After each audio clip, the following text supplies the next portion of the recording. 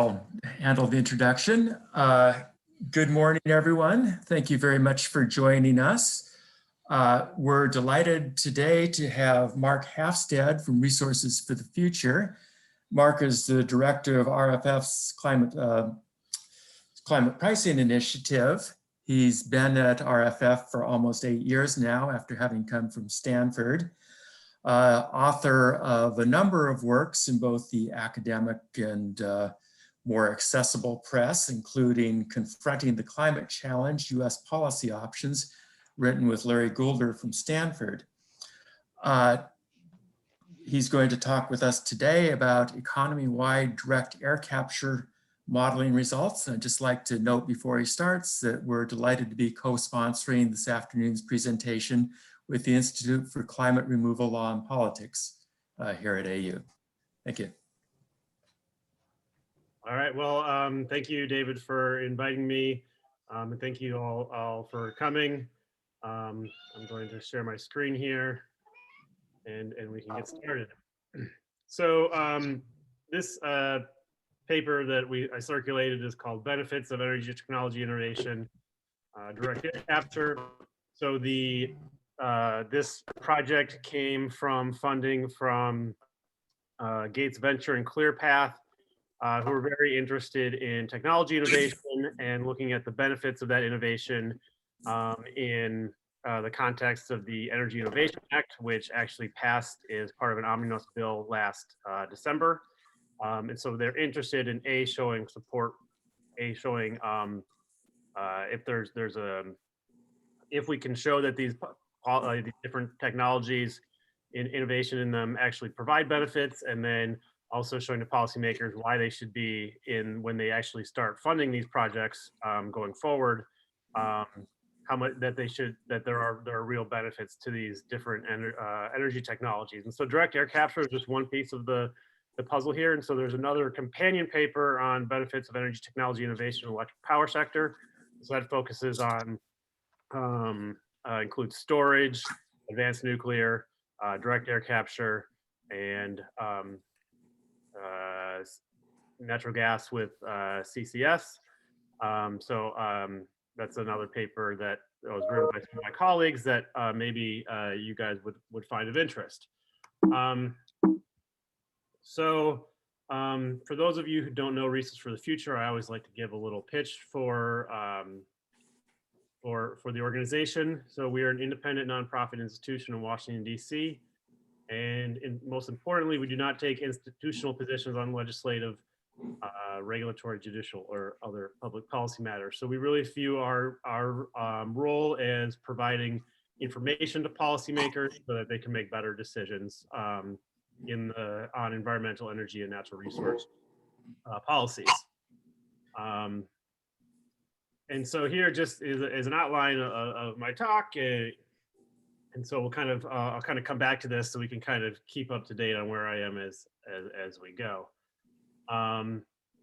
So normally I would not put a figure up like this at a seminar because it's too small, but with Zoom, people with their computers, it's a little easier to read. This is something from the IPCC special report on global warming of 1.5 degrees. And it really shows that we need to have negative emissions, net negative emissions by mid-century, and potentially large amounts of negative emissions, depending on what happens to our emissions in the next 20 years. So if we don't reduce emissions by as much in the next 20 years, then we would have to have more negative emissions in the latter part of the century. Whereas if we have more emissions reductions, in the next 10 to 15 years, we would need to rely less on those negative emissions technologies. And so there's, again, this is not meant to be super readable here, but across these 4 different little graphs, kind of the yellow and brown are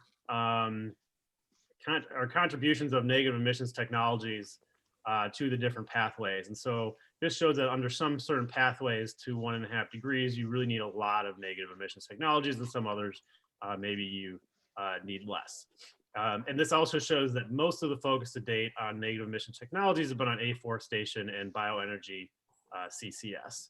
So the plants grow, Hi, they Mark. take I was carbon calling from the to atmosphere, see if I could make an appointment to see a doc. and then that energy is then burned, and the carbon is captured and put into the ground instead of back into the atmosphere to make it a negative energy technology. Most importantly, negative energy technologies don't really exist at scale and are at various stages of development. So today I'm going to talk about direct air capture as a negative emissions technology. And so it does have some pros and cons relative to these other technologies. The pros is that it requires relatively little amounts of land. The parentheses is supposed to be on relatively, after relatively, not after land. For example, there are some people who are criticizing the pathways to 1.5 degrees using significant amount of BECCS. They argue that it would take up as much land as maybe as all of India to generate that much BECCS. And so DAC requires less land. Importantly, and maybe most importantly, is it can remove emissions from dispersed sources such as transportation. So this means the technology for the plant does not need to be placed directly next to a power plant or industrial source of emissions, and they can be placed nearly anywhere. And particularly, they can be placed directly on top of a underground storage facility. And the US alone has the potential to store over 1 trillion metric tons of CO2 underground, which is, if I do the math correctly, about 200 years of current emissions. And so that's just the US alone. The cons of this technology so far are that the current costs are extremely high relative to other negative emissions technologies. It's still very much in its early development, and there are thermal requirements of DAC technologies, and there's different types of DAC technologies, we'll talk about, but how much thermal energy you need and where you get that thermal energy from will really determine how much net reductions you'll actually achieve from using this technology. I also forgot to mention that please raise your hand or interrupt as we go. I probably won't be able to see it, but if you raise your hand or put a comment in the chat, then Stephanie can let me know and we can address those questions. So there's not a large existing economic literature on direct air capture. And so I'm going to come at this from more of an economic point of view and kind of take the changes in technology costs as given. So I'm very much not a technology expert in direct air capture, and I'm coming this certainly more from the economic side. So we do have some integrated assessment models. And what they primarily find is that the deployment of DAC can lower the cost of meeting the Paris Agreement targets. The mechanism through which this works is that if you have more direct air capture in the long run, that actually eases constraints on short run emissions reductions. And so it's kind of an intertemporal trade-off between more emissions today and more negative emissions in the future. And so that's what DAC allows for. So there's a number of papers that have looked at this. So what am I doing in this study? My question is focused less on kind of a global emissions pathway and really trying to see under what scenarios and assumptions would we expect DAC to be deployed at a significant level in the United States. And so kind of the first key question is how does DAC uptake vary across different technology costs and policy scenarios? How do the economic costs of climate policy change under different DAC technology cost scenarios? And so kind of combining these, we're really looking, kind of the key question we're looking at are like, what are the long run welfare benefits of DAC innovation in the US? What is the willingness to pay for kind of the average household in the US to improve DAC technology? And so, my contribution is to my knowledge, I'm the first to look at this in a CG model with a focus on a single country. as opposed to these global integrated assessment models. And then I'm going to be the first kind of generate a willingness to pay estimate for improvements in DAC technology or reductions in the cost of capturing CO2 from the air, from ambient air. So preview of my results is that DAC storage is going to depend significantly on both technology costs and policy scenarios. At current costs, I don't forecast that DAC will be used under any policy scenario. It's just too expensive relative to other compliance mechanisms, such as just simply reducing emissions. However, across a range of cost assumptions, long-run DAC storage can be potentially significant. And so in the scenarios that I look at, the long-run DAC storage ranges from 122 million metric tons to over 1 billion metric tons by mid-century. And when DAC is implemented, it does impact the broader economic performance of economy-wide carbon policies. So it reduces compliance costs, it displaces reductions in hard to decarbonize sectors, and it lowers policy-induced increases in energy prices. However, you know, by introducing, if DAC is very low cost and is used as a compliance mechanism, carbon pricing policies won't generate as much revenues as they would otherwise. And revenue use of carbon pricing policies can be used in a variety of ways. And so you're losing some of that revenue that can be used to potentially address adverse impacts on low-income households, address impacts on energy intensive trade exposed industries, or maybe even invested in other green investment, so to speak. And so kind of the key takeaway from this talk is that there exist significant benefits to policies that would increase DAC innovation. And so just trying to give you an estimate of this. I'll describe what policy scenario 1 and policy scenario 2 and what these different cost scenarios are. You can think of that this is the less of the 2 stringent policies. So policy 2 is a little bit more stringent than policy 1, and then high cost, medium cost, low cost, and very low cost. So the very low cost scenario, for example, is the policy cost is $33 per ton less expensive on average across the next 3 decades than the same scenario in which DAC experiences no changes in its current costs. And given that we're projecting net reductions of 2 billion metric tons by 2050, that means that the annual benefits in 2050 or mid-century is about $67 billion under this scenario. And so when we're talking about investments of, say, $50 million to $100 million annually over 10 years to help reduce costs, these are showing that those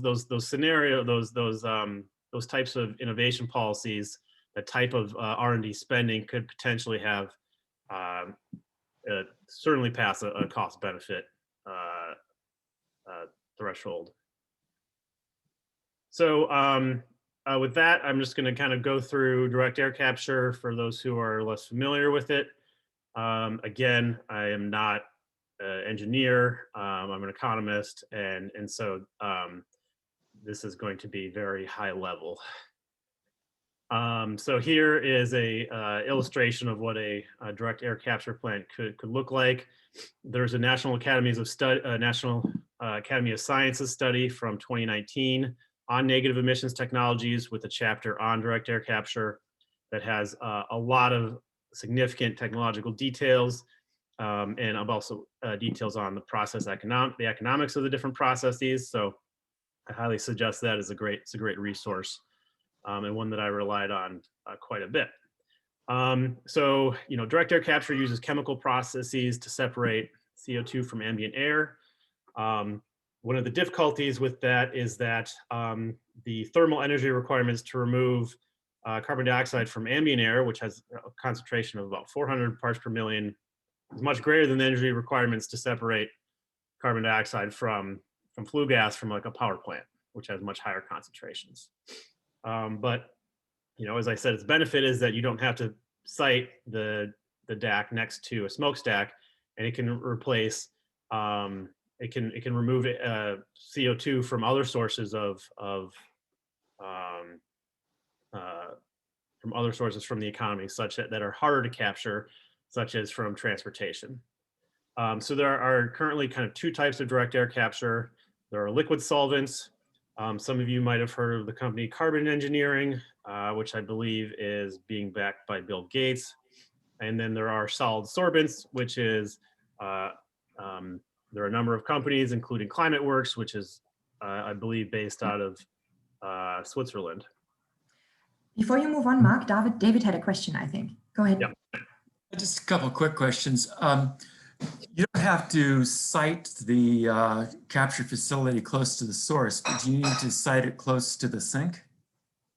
I think it would be beneficial if you site it close to the sink, because you're reducing the need for pipeline transportation.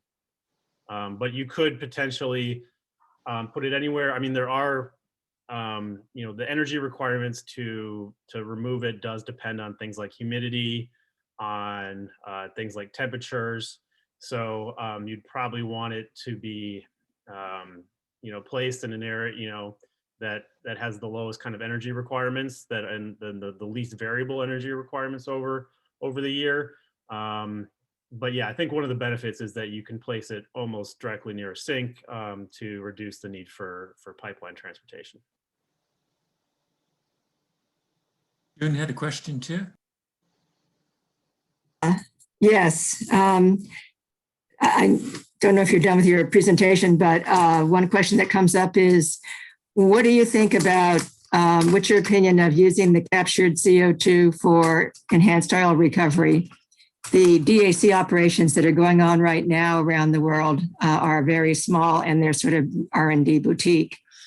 And the plant that's to be built by Occidental Petroleum and Carbon Engineering in Texas, in that plant, which is supposed to capture 1 million tons per year, all of the captured CO2 will be used for enhanced oil recovery. Is that an acceptable way to proceed, in your opinion?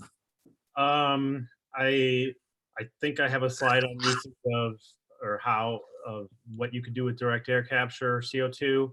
CO2 is already used for enhanced oil recovery. So this would just be replacing other types of manufactured CO2. The CO2 can also be converted to synthetic fuels. So synthetic motor vehicle gasoline. So, and Bill Gates in his support for carbon engineering, and forgetting the name of a company, but there's a company that's the world's largest credit card payment provider, the company you don't see in between when you process your credit card, that kind of facilitates payments between banks. Yeah, there you go. Is a big investor in this, and I don't think they are interested in the enhanced oil recovery part of this. I think they're definitely more interested in the storage and negative emissions. But yes, it's a potential use for the CO2. I would just point out that in the case of this soon to be allegedly to be built plant, that there will not be negative emissions. It's going to be powered mostly by fossil fuel methane, apparently, and the CO2 will be used for enhanced oil recovery, and the result will be no negative emissions, and in fact, positive emissions. So I'm going to get to the thermal requirements on how you produce the what net emissions you'd expect to get from net negative emissions you'd expect to get. Again, I don't know how much. What I don't know there is how much energy is used to produce the CO2 that would have gone into the enhanced oil recovery if they didn't use it from the direct air capture. So I think that's going to be the factor there, and I don't know the answer to that one. So a liquid solvent diagram, I'm not an expert on any of these types of machines, but the processes, but basically the idea is that there's a lot of different processes that go on. Each of these machines have significant capital costs and different heat requirements. And so one of the main heat requirements is in what's called this regeneration facility, which could potentially needs to use, you need about 900 degrees C of Celsius to do this regeneration process. But at the very end, what you do is you get 99% pure carbon dioxide, and you can capture somewhere around 75% of the ambient air CO2 that came into the process to begin with. There's also a technology called solid sorbent, and this uses these sorbents that are ammonia based, and it's a slightly different process. And most importantly is that most of the energy needed to power it is electricity to power the fans, and the heat requirement for solid sorbent is much less. It's about 100 degrees C, which could be powered by solar thermal, it could be powered by nuclear, it could be powered by waste heat. And so these, so it has a definitely different energy requirement, which is going to be important for the kind of the net energy, the net carbon removed, the net CO2 avoided.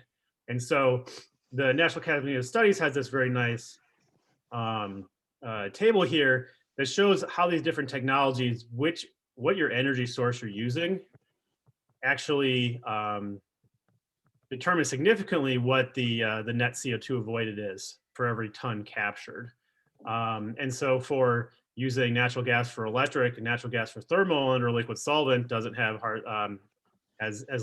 captures less than half of it puts out about half a ton for every ton it captures.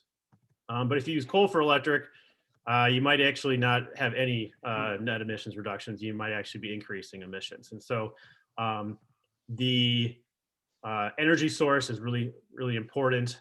Obviously, like under solid sorbent, like a solar electricity source and a solar thermal source is going to have a really high net CO2 avoided. And so that's going to be help lowering the cost of the cost of a ton net removed. Mark, can I ask just a quick question? I think like a lot of economists, I went into economics because I didn't understand the physics very well. But is one of the laws of thermodynamics at play here that if you are combusting carbon, combining it with oxygen, and then separating it again, is it a net energy using process? So I don't think they're actually capturing any of the CO2. So if you're burning natural gas to produce to power the air capture system, I think this is assuming that you're not actually having an additional CCS to capture the CO2 from the natural gas. And so that's why you're still emitting about half a ton for every ton that you're pulling out of you're emitting half a ton of CO2 in the air for every ton you're pulling out. But again, if you had some system where you have CCS attached to that, you could lower that. In looking for diagrams, I found some examples of plans for plants in Iceland that are going to be powered by geothermal electricity there. And so that, obviously would have a much different kind of net footprint than a different type. So, yeah. And there's a whole thread going on in the chat. I don't know if you've seen about Stripe and Shopify that are investing in these kind of technologies. And there's lots of people posting. I don't know, does one of you take it to the floor, or we're fine to keep it in the chat? They're kind of discussing why people are investing in these technologies. So there's June and Devin and Wim and Anne, they've all posted. Laurie, do you guys want to take it to the floor, or you're fine for now? Do you want to raise them to Mark? One of you wants to unmute, perhaps? I just want to give you a chance to speak before we move on. Oh. All right. Oh, okay, we're fine. Okay, go ahead, Mark, then. Okay, so the methodology that I'm going to use here. Oh, sorry. Can I stop you one more time, Mark? Sorry. Hunter just has a question before you move on. Hunter, do you want to go ahead and unmute yourself, please? Well, it was on, thank you. It was on this question of the source for the power for this technology, and maybe you're going to get to it later. But when you talked about, you know, the gains to be used when using renewable power, I guess the question is, did you examine whether that's diverting that power from a higher use, right? Like, wouldn't that power have been used to displace coal and gas from the grid? Yeah, so, you know, we have in our economic CG model, there is displacement of solar from the grid. And so it's primarily picked up by wind. So it's basically the additional there's less solar going to the grid, but then the operators are building more wind instead of using more coal or gas. So there is a diversion there. It is something to think about. You know, over a 30-year span that we're looking at, with renewables falling, both wind and solar, it's not as big a deal as it could have been, but yes, you do see that a little bit. And is that front loaded? I mean, I guess we have the situation where companies right now are claiming that they're actually, that they're achieving reductions. So I guess that's the question. Like, is deployment right now an actual reduction, or is deployment right now and actually an investment in building up the industry? And those seem to be a really key distinction between the two. And maybe we can come back to this question at the end of your presentation. Yeah, I mean, I do think that they are net reductions, but I don't think they're as large today as they could be in the future, because they haven't figured out how to make the most efficient energy process. There's definitely ways to improve that. I mean, there's a lot of variation in the estimates of what the energy use is, regardless of the source of the energy. But I think even with natural gas, a natural gas liquid solvent plant, it's still pulling out, it's still displacing more emissions than the process is creating, even today. And I think that's just going to improve over time. For those who don't kind of work in economics, even those who work in economics who aren't familiar with CG models. So CG models are a class we call computable general equilibrium models, that are used to capture the interaction between households, industries, and government, and capture the flow of payments across these sectors, using kind of economic principles of utility maximization, profit maximization, et cetera. And then you find the kind of the prices that clear the market. And we can certainly make other assumptions about maybe imperfect competition or things like that. But so all CG models have kind of this basic core structure of kind of households maximizing utility, firms maximizing profits with maybe some constraints. And so I'm using a model we call the RFF DR model. DR stands for Dynamic Regional Model. And so it's a dynamic multi-industry model of the US economy. I actually turned off the multi-region feature for this project and looked only at a national level model. It has investment, capital adjustment costs, and so it is forward-looking, and so firms can look over time to see what maybe future prices they could receive given their costs, and increase their investment over time to respond to different economic policies. And so, DAC is not a sector in my data set in 2015, and so I need to add this new production sector to the model. So I scaled to an initial 1 million metric ton capacity, and then I make some assumptions on the capital, labor, energy, materials that are necessary to go into that. And so And there's two types of uses of the CO2. So industries can purchase the CO2 as an input into production. So this could be as an oil company buying it for enhanced oil recovery, or it could be the beverage industry purchasing it for carbonating beverages. Currently limited in the model, it doesn't grow very much.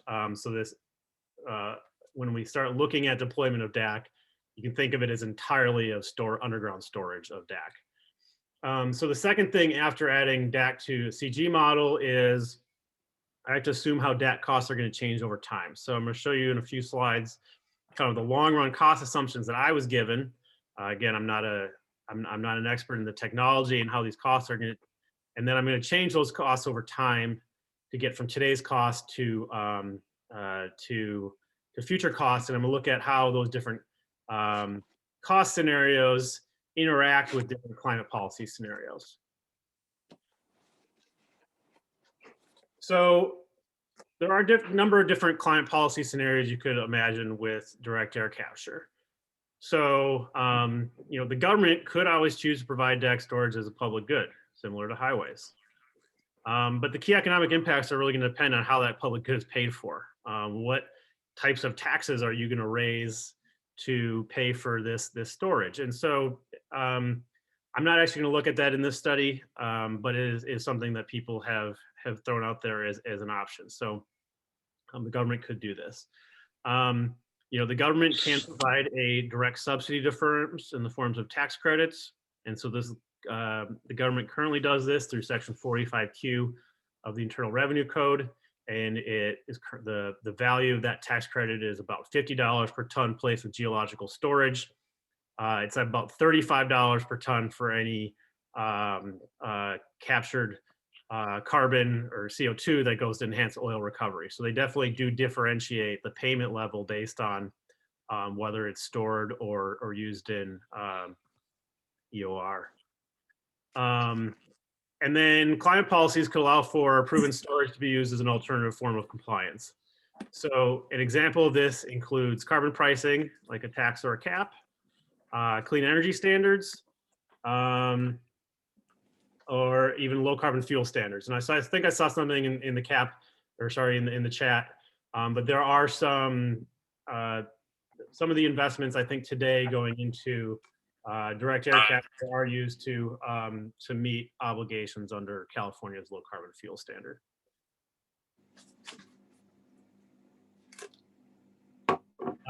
Maybe this is a good point to see if there's any questions.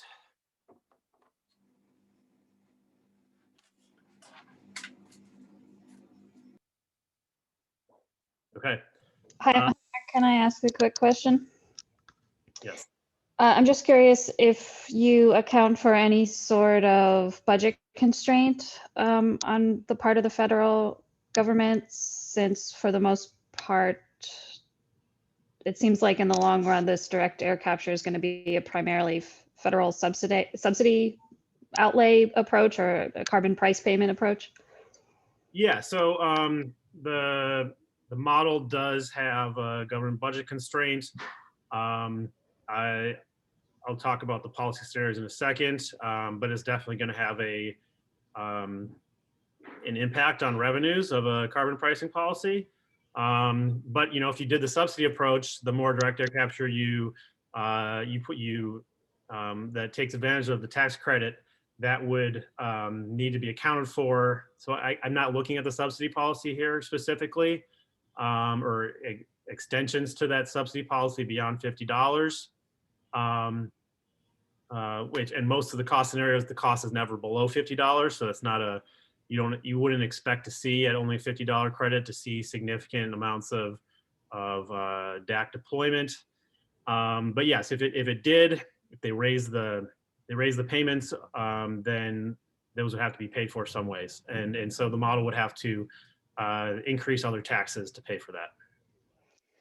So if I can just try to clarify, it sounds like because you're trying to do welfare maximization here, you're accounting on the benefits side for some social cost of carbon. Is that correct? I'm not actually doing anything on social cost of carbon. Okay. all these benefits are because in each scenario the net emissions are held constant, and so it's really looking at what are the costs of achieving that net emissions target. Varying the cost of the DAC technology. Correct. Okay. Sorry if I missed this, how did you establish those emission targets, reduction targets? I'll get to that in a minute. Okay, thanks. So the technology cost scenarios, I assume that current costs are about $325 per ton, net ton reduced. This is a kind of a mid to high end estimate from a Rhodium Group report in 2019. The long run estimates come from my colleague's paper, Shawhan et al., the other energy innovation paper that I mentioned. And they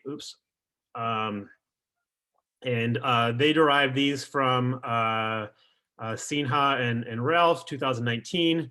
And so it is a solid sorbent system that I'm analyzing that uses solar as its primary energy source for both so solar thermal and solar electricity. And so there are no, this is not, I'm not looking at the liquid solvent systems that would utilize natural gas. These costs were kind of given to me, given the collaboration with my colleagues.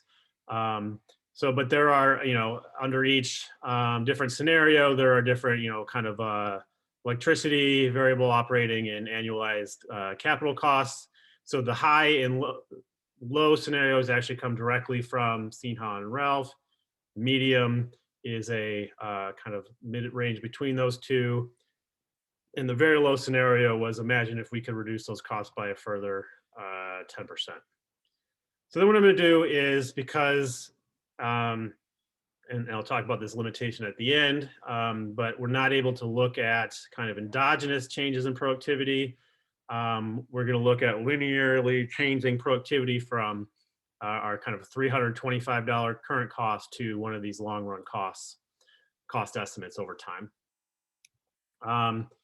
So the policy scenarios that I'm going to look at are going to be economy-wide cap and trade programs on energy-related CO2 emissions.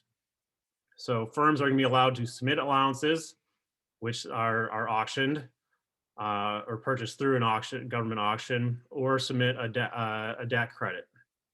The auction revenue in this setup are going to be returned to households through lump sum rebates.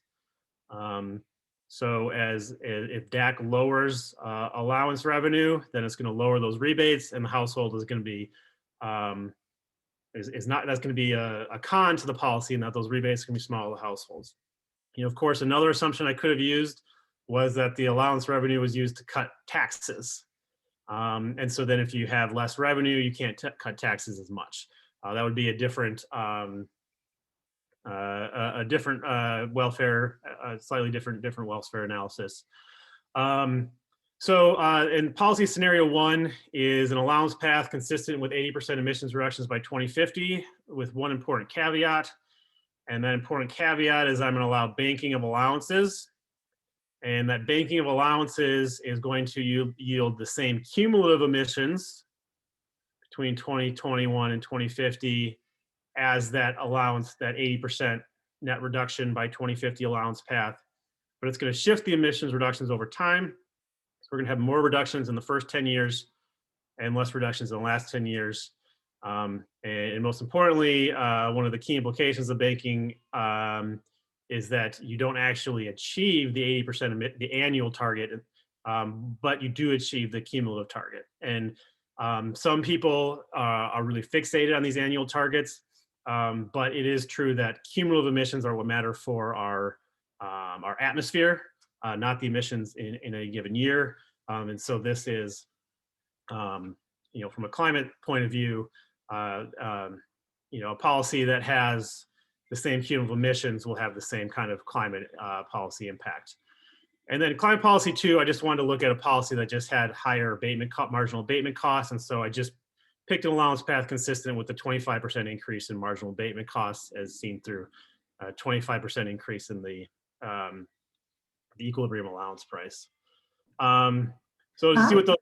Marc, sorry, can I interrupt you for a second? There were a couple of questions on your different assumptions. Perhaps, shall we ask Sarah, do you want to go ahead with your question first? And then I think Doug and Hunter also had a question. Is that okay, just for a moment? Yes. To pause? Sarah, do you want to go ahead with your question? Sure. I put it in the chat thinking it would be more efficient that way. But I was wondering if there's a chance the cost of all of this can be covered to a large extent by companies that emit a lot of carbon instead of the government, because making the government subsidize all this is actually making the general public subsidize it. Yeah, so the policy here is that there's a cap on net emissions, and the firms can either buy an allowance or they can submit a debt credit. So it's the firms that are paying for the storage. It's not the government in this policy.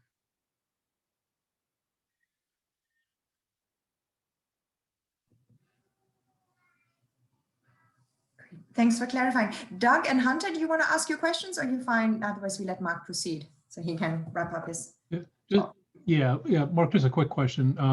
You talked about PV being married with the systems for an energy source. Is there a scenario to use moderate temperature geothermal energy, or actually process heat for the solid sorbent type systems, because they don't, they could be more effective and be much more competitive than a liquid system in that kind of scenario?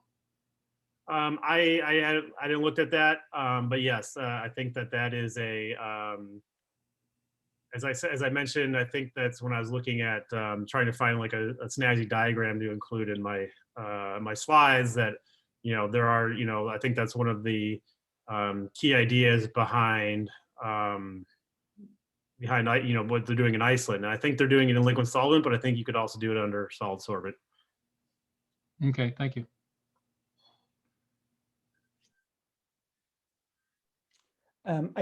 Well, I'm hesitant to ask this question. I guess I should read the paper, but I'd like to understand better the emissions reduction target here, because it sounds like, in fact, you have a cumulative target in mind. Yes. And I'm also trying to understand, like, and maybe it's embedded in that, like, is this an energy sector reduction, or is this an economy-wide sector reduction? I ask that because you talk about, it says economy-wide cap and trade on energy-related CO2 emissions. So is this an 80% reduction in the energy sector emissions, or an 80% reduction in economy-wide emissions? And then why 80%? Are you assuming that we're going to get to net zero with afforestation for the other 20%, or yeah? So maybe I should just read the paper to answer all these questions. I mean, net zero by 2050 became a thing like in the last 4 years. Before that, it was always 80% by 2050.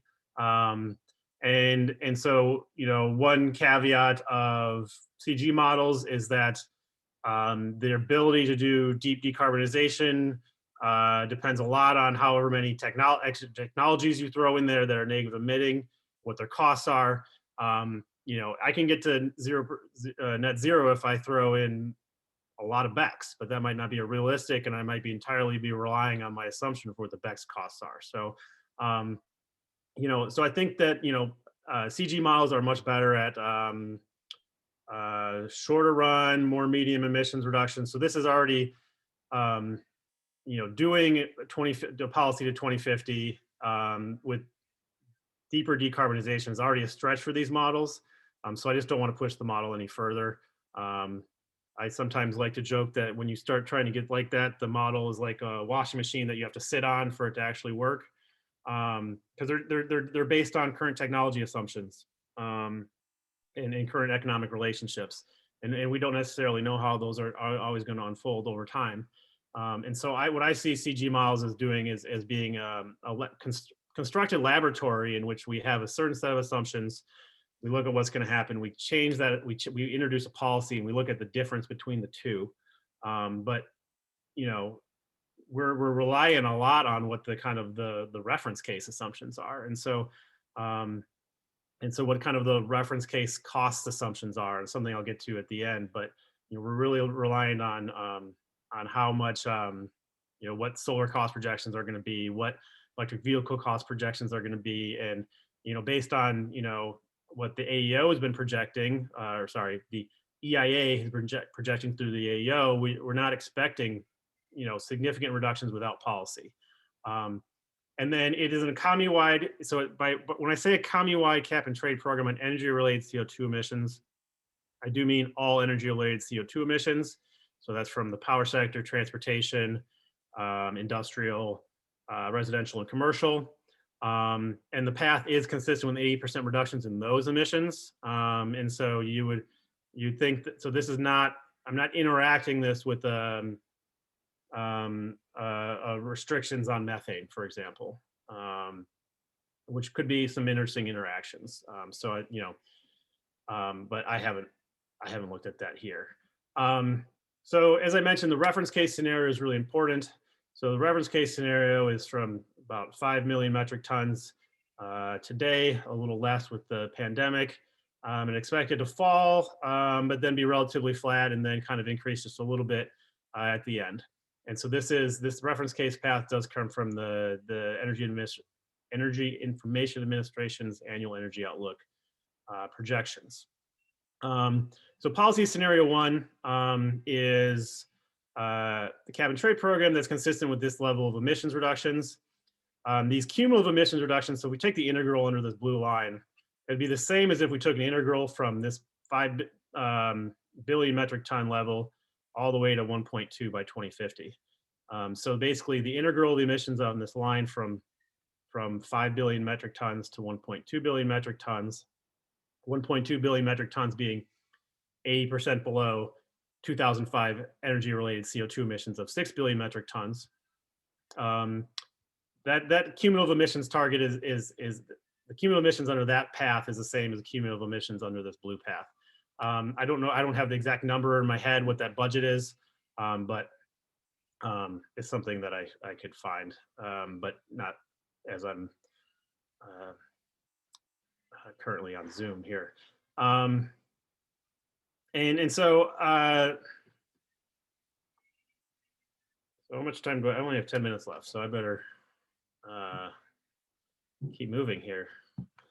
Okay, so kind of what are the key results? So how does DAC storage actually, what is deployment of DAC storage here? I'm going to focus on policy scenario 1 under the different scenarios. So under the high cost scenario, we really don't expect to see DAC uptaken until later in the 2030s, whereas under the low scenarios, we expect DAC to start increasing and growing quite a bit over time. And so really the amount of, the storage here is really going to be dependent on what the future costs are going to be. And so one of the reasons why it does not deploy until the 2030s is the costs are still falling from $325 per ton. The cap and trade policy is less stringent. The price is less stringent in the early years. And so the difference between the allowance price, so the allowance price, it's cheaper to just buy an allowance from the government than it is to try to pay someone to store, to do DAC and store it for you and obtain that credit. But that changes over time, and DAC becomes the predominant source of compliance over time. Of course, on the flip side, because this is a net emissions target, as you increase DAC, you're actually increasing gross emissions. And so what this means, so there's kind of a few points here, is that, as I said, DAC under the low cost and very low cost scenarios becomes a very large source of compliance. It's over 50% of the compliance in 2050 or in the mid-century. I say 2049 because the model sells every 2 years and it's an odd year model. So when I say 2049, I'm really kind of meaning 2049/2050. So sometimes I use those interchangeably. But with the fixed net emissions cap, what DAC is doing is it's displacing reductions from high abatement cost sectors like transportation. So that's going to mean higher gross emission. it's going to mean more criteria air pollutants associated with burning fossil fuels. And so what I have not been able to look at yet, but is certainly one of my next projects on this, is to look at what types of criteria air pollutants are being increased when you deploy DAC more. Because there are different criteria pollutants associated with burning motor vehicle fuels versus burning coal. And those have different health impacts. And so one thing that'd be interesting to look at is how do the co-benefits change when you actually allow for more gross emissions over time. Getting to allowance prices and economic costs, we find that DAC is really driving down the allowance prices over time by becoming an alternative source of compliance. And so when DAC has become less expensive, no one would buy an allowance for more than they could buy a DAC credit. And so, you know, there's not an infinite amount of DAC.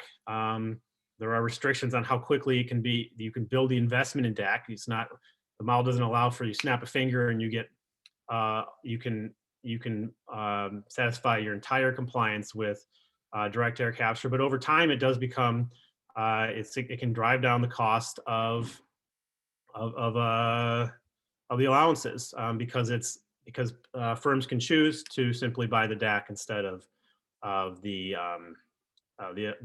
auctioned allowance price. So the economic cost, we're using this economic term called equivalent variation for welfare. So the kind of the price per ton reduced of meeting these policies under the policy scenario 1 with no innovation is it's cost $76 per ton to this policy. And so equivalently, that's about 0.5% of fractional wealth. So you could think of this as a roughly about a 0.5% GDP cost would be necessary to achieve this policy scenario in the absence of the DAC innovation. But as we increase the different technology scenarios with lower future DAC costs, the cost of achieving those policies are reduced. And so why are they policies reduced? Well, the economic cost of the policy scenarios are changing because DAC affects energy prices and changes in labor and capital income. And so when you have when you have cheaper DAC, cost of compliance is lower, and the increased energy prices are lower, and that's beneficial to the households. But as I mentioned much earlier, there's a potential downside to these lower compliance costs because it's going to decrease revenues raised by the program, which could be used for a variety of other beneficial things. And so what I'm in the costs that I'm looking at, these are taking into account the fact that households are receiving less kind of rebates. They're not receiving as much of the revenues to offset their higher energy costs. So in the kind of the punchline is that the representative household in my model prefers the lower energy prices that lower DAC allows for. And so if we kind of tie this all together, kind of comparing the different policies, we can kind of create a willingness to pay to make DAC more affordable. And so this is the same table I presented in the summary. There is a typo here. This should be 2.23, not 1.23. But the punchline again is that there are significant annual benefits to having lower DAC costs. So this is this willingness to pay number. So they'd be willing to pay about $33 per net ton reduced to change from current cost to the very low costs. So why don't I just wrap up real quickly, and then I can take any kind of remaining questions in my few remaining minutes. So what are the kind of key assumptions and limitations? So one thing I do look at is how fast you can build out DAC through these capital adjustment costs. I find that doesn't tend to be a very significant assumption, but it's something that I do show in the paper. Baseline forecasts on future GDP, solar costs, fuel costs, costs of competing negative emissions technologies are all going to be very important for what DAC deployment could be. In all CG models, very important assumptions are the elasticities of substitution between fuels. So how easy is it for households to switch between motor fuels to electricity? The easier that is, the less stress there is on the policy. The easier it is to meet a policy. Is it's easier to switch to electricity. And so if I have that substitution elasticity wrong, which I almost undoubtedly do, it's going to change. It can marginally change kind of the estimates of what the cost of reducing emissions by substituting to electricity would be versus sticking with motor fuels and just paying the allowance costs.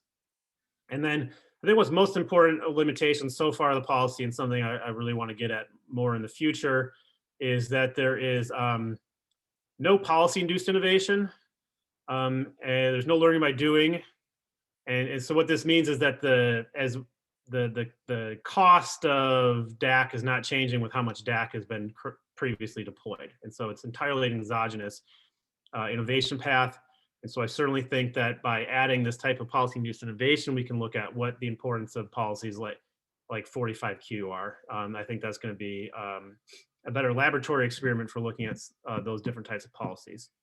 And then what I find kind of most interesting is the interactions and innovations across sectors.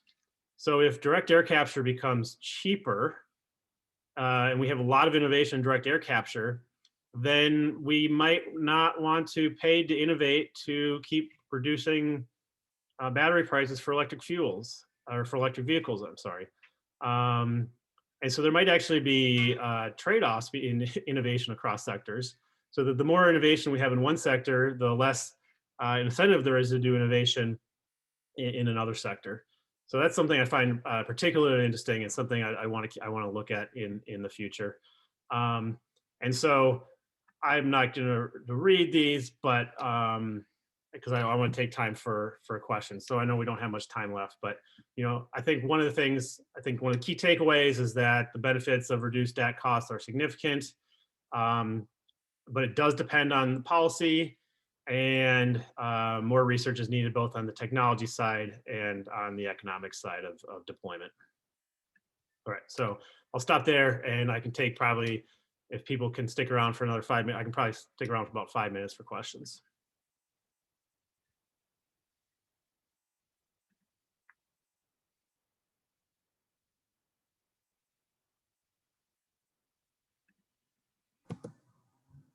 If you have a question, perhaps raise your hand or unmute yourself. I saw that June had a question, Hunter had a question in the chat. I don't know if you want to raise them with the broader group now. Yeah, I have a question. This is June. Hi. Can you hear me okay, Mark? Yep. So I'm wondering whether the program that you talked about, the economy-wide, the scenario, the economy-wide cap and trade program on energy-related CO2 emissions, and specifically DAC credits.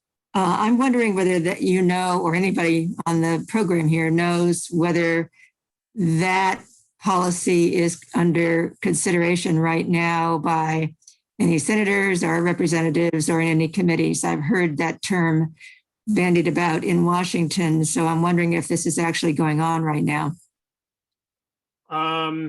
So there is a cap and dividend bill that was introduced by Representative Breyer and Senator Van Hollen. We actually hosted a RFF event where they came and introduced that bill. That is the only federal cap and trade bill that has looked at that. It's only carbon pricing bill that has been a cap and trade bill introduced in this Congress or last Congress.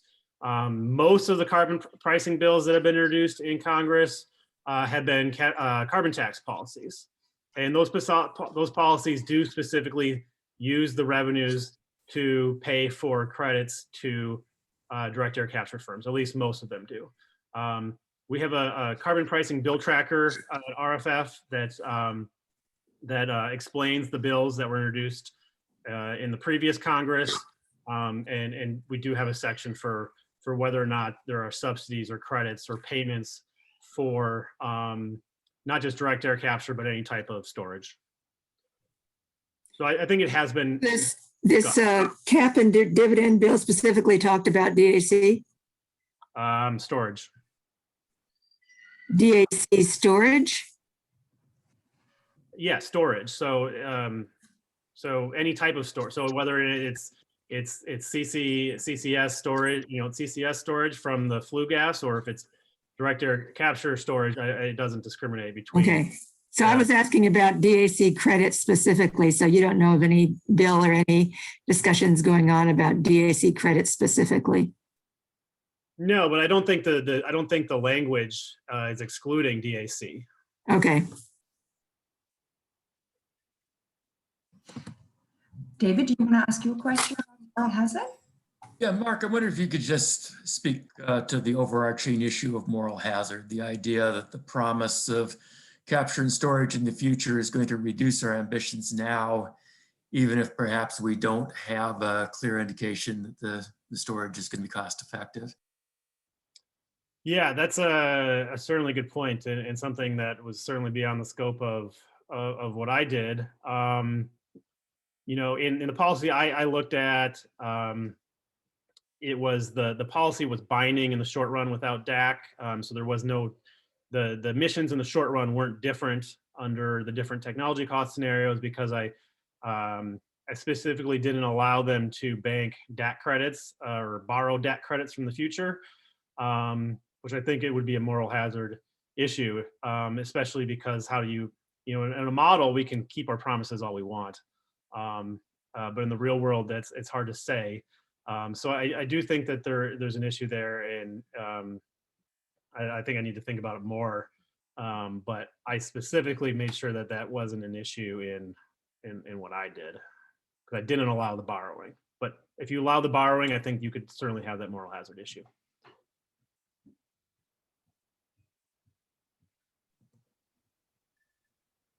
Wonderful. Any final questions?